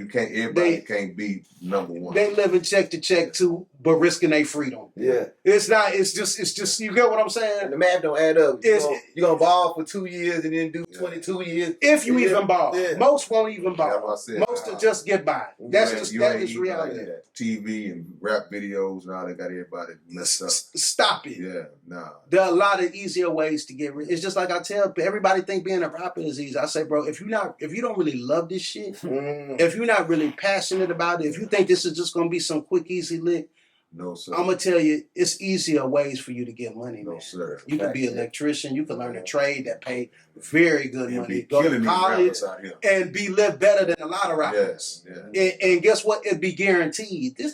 I shot the dice to become Lil O. And then you don't know about the enemies that you got that you don't even know that you got. You don't want to live a life that's where you're looking over your shoulder and that kind of pressure every day when you step out. That's something that ain't worth no matter how much money you making. Even if you're doing good, it ain't worth that. But you know, to say that is crazy though, because I think that is a new era of the rap game.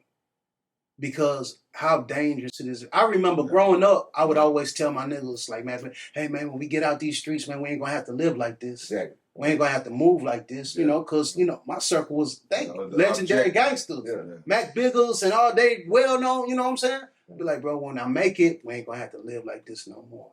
And then sometimes I say, man, look how I'm living, man. Like an animal, moving like an African warlord. Who have I wronged? I ain't never been a jackal, man. I ain't never took down nobody. Why do I have to move with guns and security, and I'm not even in the streets no more? It ain't all. It used to be like we getting out of this shit, and now even all the way out, I still gotta move like this. That is what the hate and jealousy has done to our community. Hate factor. And I hate that for myself. And for K-Rino to say to have to live like this, live like what? Like an artist? But we really living like drug lords, man. And it's sad.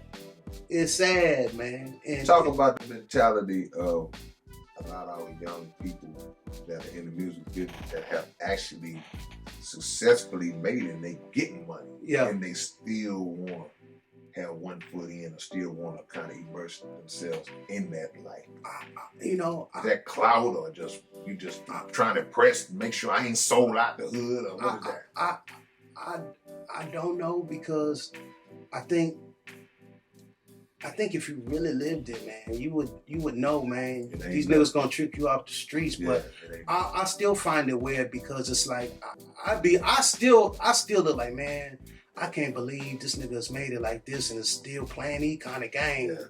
You know, these niggas wouldn't see like, because they've reached spots that Lil O don't even know about, and I'm still trying to get to. I can't imagine having that kind of action. And you get what I'm saying? Still playing around. Yeah, because I know what these niggas. I know I can never be real enough. I know what these niggas gonna do. I don't mind being the whole ass nigga. Yeah, I'm a whole ass nigga. Fuck you niggas. I have no problem with it, because I understand what these streets really is. So when I see guys with millions of dollars and all kinds of, and still moving like that, I ain't gonna lie, man. It's kind of disgusting to me, man. It happened so fast for them, because these cats be 19, 20, 21. Dude, you just in high school or whatever. And so you get that money so fast. It's kind of like if you chop a chicken's head off real quick, his body don't even realize what's going on. He's still moving so fast. So I think a lot of it got to do with that, mixed in with the, I guess the systemic aspect of it, to where it's set up for them to crash out like that as well. But I disagree. I disagree with you, Reno, and this is why I did, and I say that respectfully. No. No, you know, I say that respectfully. We sitting up here acting like we sit up here acting like we agree with that. When you did that, this underground dialogue, if you say something that Trump, I don't agree with, speak on it, and I'll do the same. I hold them in very high regard. You know what I'm saying? But the reality is, I think we can't become a people of enablers. Lack of accountability is killing us, and we got to quit making excuses, because you know what? We not the only 19-year-olds and 20-year-olds that become rich and famous, but we are the ones that always ending up in prison or dying. And what is different? There's a clear cultural mind state that is killing us. And we got to quit making excuses for saying he's 19, he's 20. Yeah, all young men make mistakes. But the level of mistakes that we're making, and it's so many of us making that same mistake. Someone has to be brave enough to say, cut the bullshit. Enough is enough. It has nothing to do with age. It has nothing to do, you niggas are stupid and need to stop. And we need to, for the sake of loving our babies and loving our little bros. You know, it's like, come on, man. Sometimes we get targeted into the fact that a lot of times it's not too many big brothers in the neighborhoods now. You know, dude. That's the problem. That's why snitching is so See, back then, we knew who the cowboys and who the Indians was. There was cops and robbers. The robbers knew the cops were supposed to be chased by the cops. And they understood if they got caught, I'm a robber. You know what I'm saying? You are a superstar. Ain't no one targeting you. Why are you in a situation where they have their eyes on you? What are you doing that should make them take their eyes off of real deal criminals to put their eyes on you. See, accountability will make you say, what am I doing? How am I moving? Who am I moving with that makes the feds want to follow me? What am I doing? Am I waving guns on Instagram? Am I talking about killing real people at real times, at real locations on songs, dropping addies? Am I pulling up, shooting people? And am I really in the car being the driver during the drive-by and I'm already a multi-millionaire? See, a lot of times that the lack of accountability is killing us, man. Ain't no one talking. You niggas gotta learn how to stay out the way. And that's true. Let me push back. Because at the root of everything that we see is a systemic move. It is a systemic move to destroy black men, whether we agree with it or disagree with it. Now, accountability and personal responsibility does have a place. But when you got somebody, like I said, that come and he was a teenager 2 years ago, and now he got $8 million, $10 million fans all around the world. He's not even able to process how to control his own ego. He's not even in a situation where he even knows how to manage his money at all. And he's still in a mindset that's a part of that lifestyle. And now he's thrust into corporate environments. He's thrust into decision-making processes that he never had to make. Then naturally it's gonna be some misunderstanding that he doesn't know. And factor in the degree and amount of yes men that are now in this man's life. Now, everybody wants to be close to his money. Everybody wants to be in the entourage. So he got a lot that he's dealing with.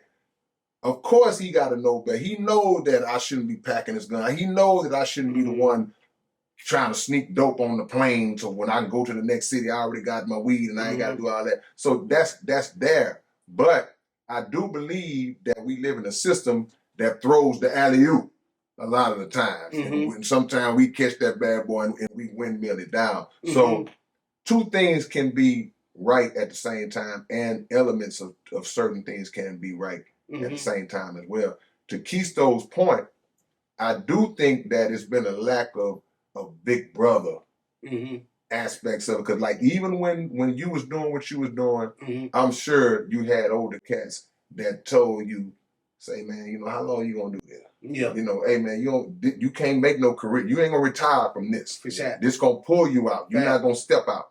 So just that word alone would be enough to make a brother say, 1 out of 10, 1 out of 20 say, yeah, you know what? I ain't gonna do that. You know, I never condone what our young brothers doing, because we come from an age where we had rap beef and we left it on record. But they come from an age where, like you say, they putting up.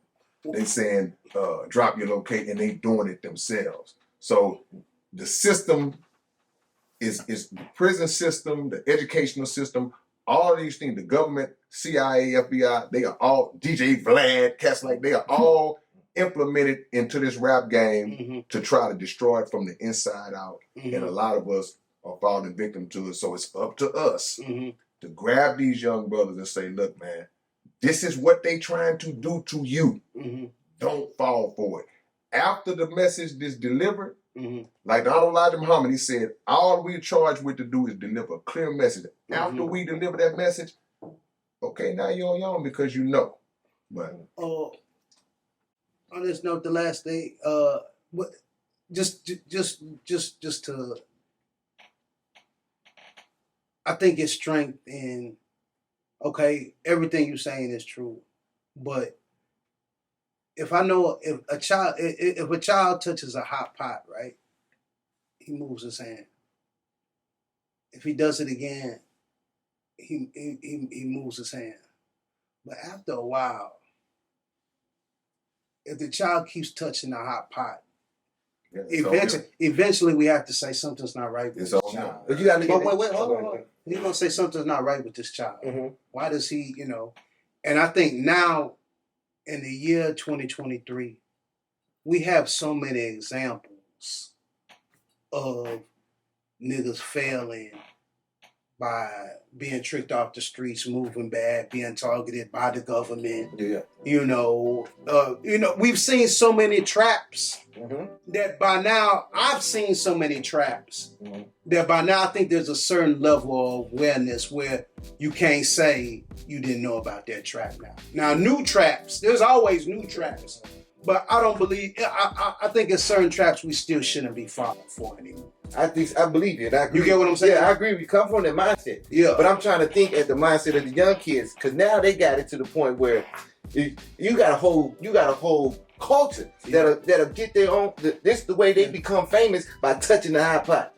And then you got a lot of people that film it on Instagram or whatever. They be like, they give you money to touch it by the hot pot. How many times you touch it, and how many more views you get, and how many more views you get. You got so many. And the labels are complicit. Doing it. Yeah. The labels don't want to sign. They would never sign.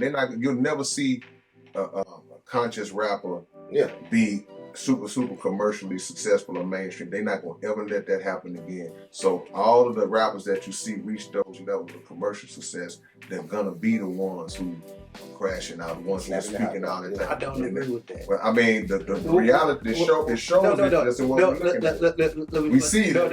Let me fuck your head up. Cause I used to think like that too, right? Uh-huh. I used to be like, man, these white folks, man, they ain't gonna manipulate, they only gonna push this and that. But we are now in the era now of the streaming era where a lot of us have more power and more ownership than we've ever had. We have our own TV networks. Mm-hmm. We have way more CEOs. Look at what they signed. Look at the TV shows they putting out. And then when I look to see who put out this TV show, and I look to see it, and it's a nigga that look like one of my cousins. And you know what I learned, man? These niggas will do you 100 times worse than the white folks will even do you, because they ain't got no shame about it. Not even the white folks will put that out. See, I watch these niggas get the rock. And the shit they'll do to manipulate their own people, you got to have a different low level of self-esteem to do that to your own. We can't blame the other people no more. A lot of these niggas pushing this shit, signing this shit, promoting that shit, going back to the majors and telling them what to promote. When you take off that mask and you say, wait, who is doing this? It's gonna blow you away. It's gonna be a nigga. Yeah, you ever seen? Hell no. It'll break your heart. No. It'll break your heart. But I'm telling you, I done seen it. I won't tell you nothing. And not only have I seen it, I've seen it multiple times. Remember on Scooby-Doo when they say, let me find out who's the culprit. Yeah. And they rip off it and it's him. Oh, it's Mr. Johnson. I've seen it so many times. Well, and I said, boy, you did this. It'll break your heart, K-Rino. Let me tell you why. Let me tell you why I get in trouble. Let me tell you why I get in trouble, and why I've gotten in trouble, like on YouTube platform, because I have made mention of the individuals who I know for a fact own media, own and control media, own and control government, own and control social media, own and control radio, whatever you can think of, Hollywood, all that. I've made mention of those individuals. This is documented, researchable information where you can say, who owns this station? Who owns that entity? Who owns this? And it's gonna go to the same source. I don't want us to get shut down right now. Mm-hmm. Maybe later we'll get shut down. Yeah. But the reality of that is that even if you have a black man or a black person who can start his label up, start his company up, and he may get it up just like we did with independent labels back in the days where we would start a label up and man, selling 50,000 on his own. That's boss stuff. You a boss.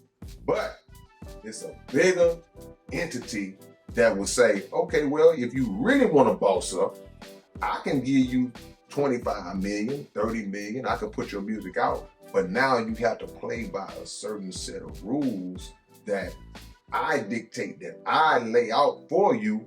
And what those rules are going to normally stipulate is going to be that, okay, no disrespect, Sexy Red, this is what you rap about. Now, it's not to say that she's rebelling against it. It's not to say that she's not in a state of ignorance that makes her say, okay, well, it's an easier thing for her to do. Mm-hmm. It's just the fact that she's targeted. This brother is targeted to say, he'll do it. He'll do it. Bring him in, exalt him, lift him up, lift her up. This will poison the minds of the young people, the impressionable young people who are going to listen, and now the community starts to suffer. So it's a hidden hand. It's a hand we see, it's a hand we don't see, and you know, we can agree to disagree, but that's the reality of why we see it. I believe there was a time it was definitely like that, but I just think in this era, a lot of the gatekeepers are dead. Hell no! Just me. That's just my personal opinion. I hear you. A lot of the people that had power to be able to control who has access to what and who gets to hear what and see what, they don't have that anymore. We have way more freedom and choice now. And when you look at the people putting it out and promoting it, a lot of times, in my opinion, I've been shocked to know it's other black people. And the reason why I'm also so used to it is growing up in Nigeria, you understand how corrupt and how bad young people do you. Because a lot of these African countries are very rich countries, but the people are so poor because the niggas in power are so greedy, are so cutthroat, that the way they exploit their own people for the gain of so little.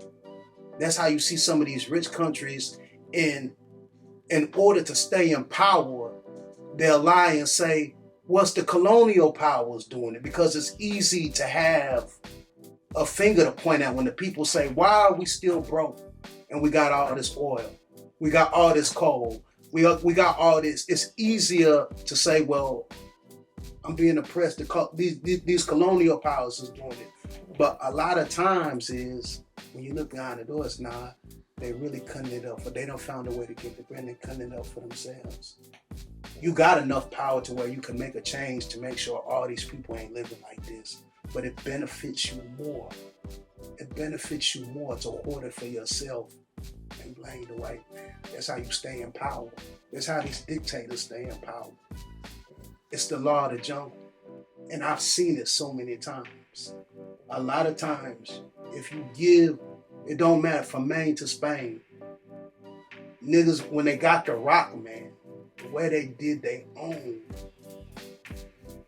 man, do you know how rich a lot of these African countries are, man? Yeah. Don't let, when people say, oh, they're not all being oppressed anymore over there, man.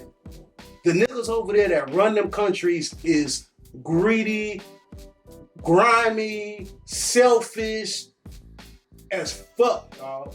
A lot of those people shouldn't even be living like that. Yeah.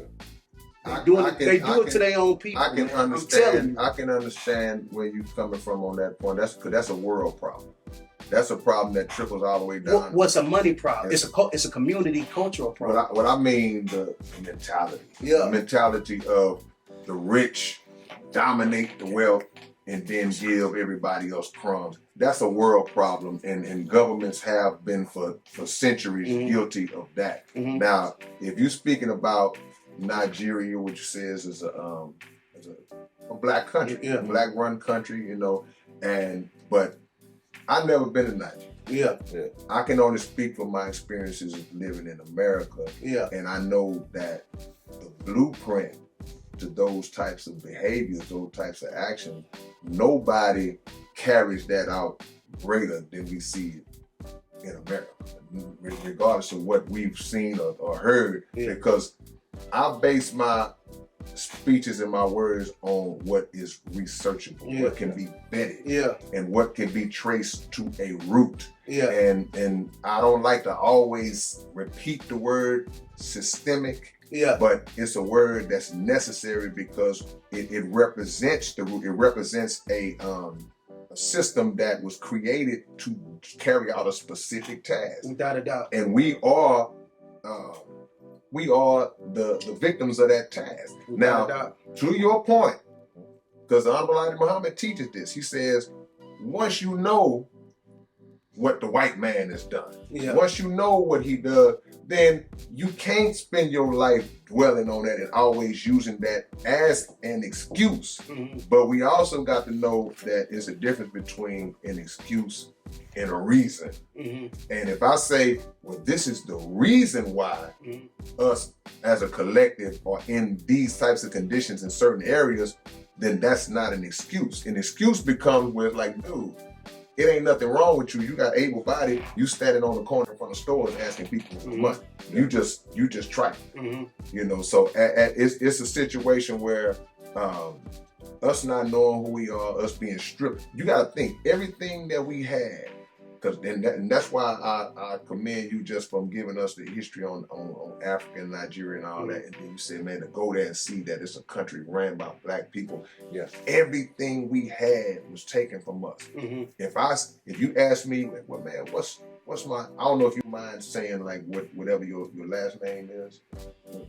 Oh, okay, Magnus Lawson. Okay, but your father's last name is of Nigerian descent? No, that's it. That's my real last name. Okay. So I couldn't tell you what my origins was in terms of my last name. I got a freaking German last name. Well, colonialism, that's obviously went back to too, because guess what? These were all European colonies back then. I'm pretty sure Magnus Lawson was eventually somewhere along the line. You know what I'm saying? Look, we all different boats. We all the, you know what I'm saying? You know, it's neither here and there. All I'm saying is, look, man, as we grow and we get more blessings, we have to accept more responsibility. And that's all I'm saying. Responsibility comes with what though? Knowledge. Can you hold somebody responsible who doesn't know? I refuse to believe a lot of these guys don't know no better, because I know them and they're very smart, because you have to be smart in this game to get to a certain level to run these companies. A fool can't do it. Make no mistake about it. It takes a very smart man to be self-employed and run a profitable business. A foolish man can't do it. A lot of these guys know exactly what they're doing, and ignorance is a big business. And once you learn how to exploit it and make it profitable, it is powerful. And black men are very smart. We are very smart people. And I refuse to believe these men don't know what they're doing. They know exactly what they're doing. They're taking advantage of it.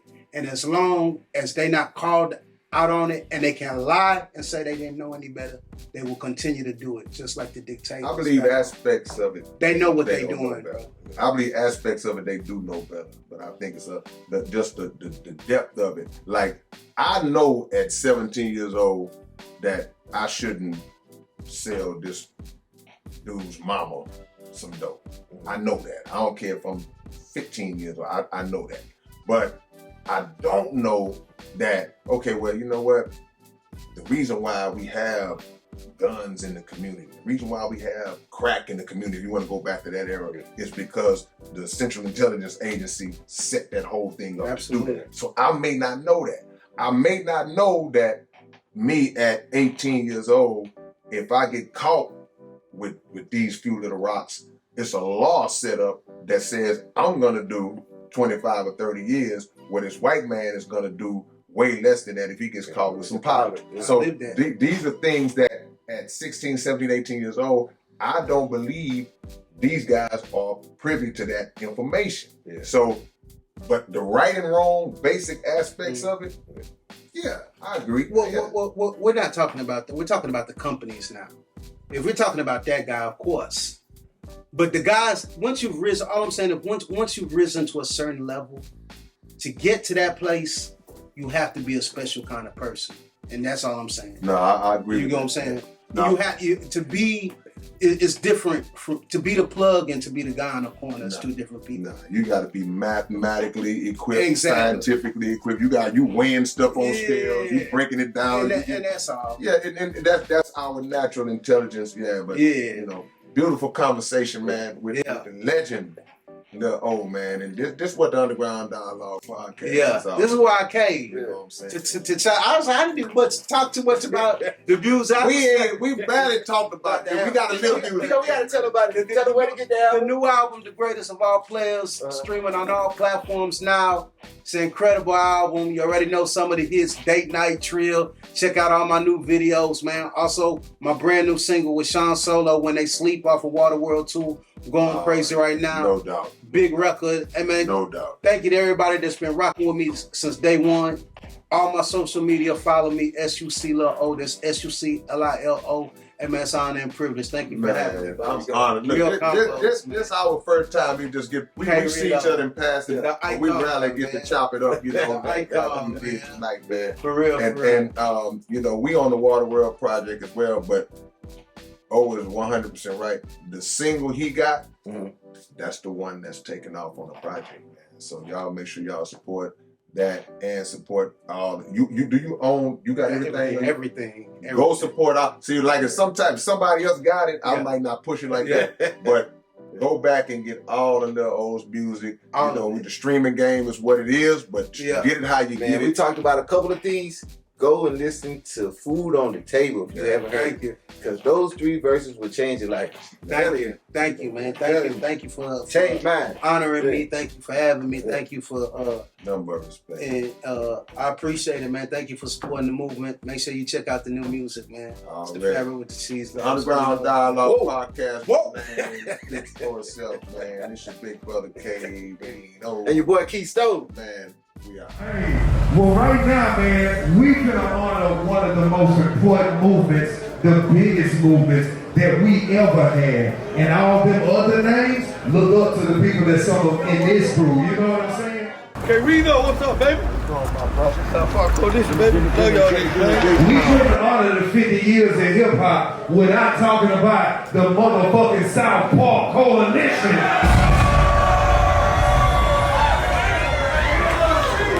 We got the coalition in the building itself, man.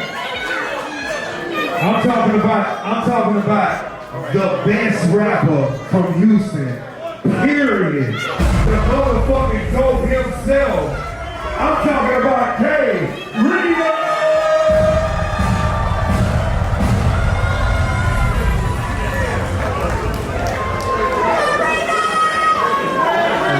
Y'all, we hear the love.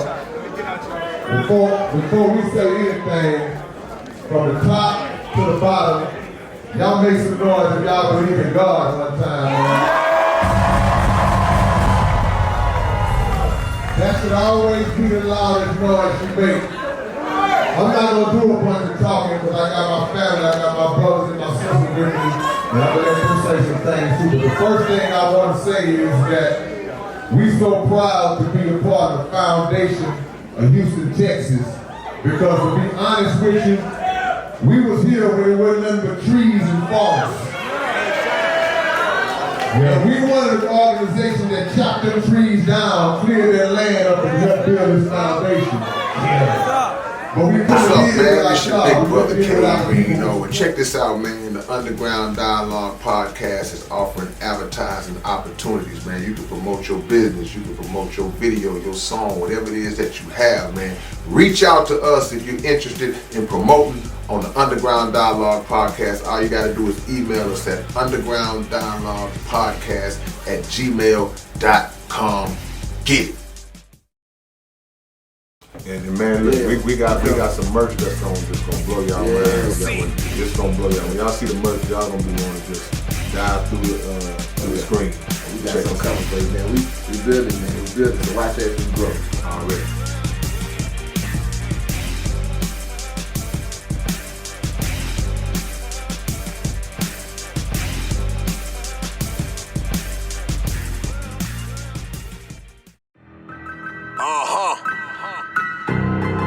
I wonder if they ready.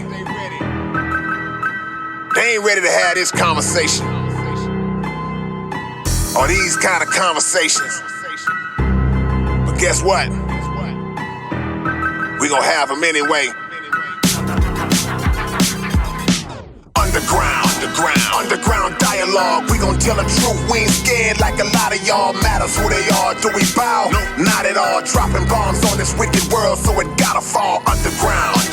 Underground dialogue. We gon' tell the truth. We ain't scared like a lot of y'all. Matters who they are. Do we bow? No, not at all. Dropping bombs on this wicked world, so it gotta fall. From the industry to the Oval Office, we expose the darkest motives of them all and disclose what the protocol is. Thinking and moving logical, stopping every maneuver possible, and apologizing for truth is not optional. We gon' help you with what you go through, reshape and mold you, and sweep over them weak lies they told you.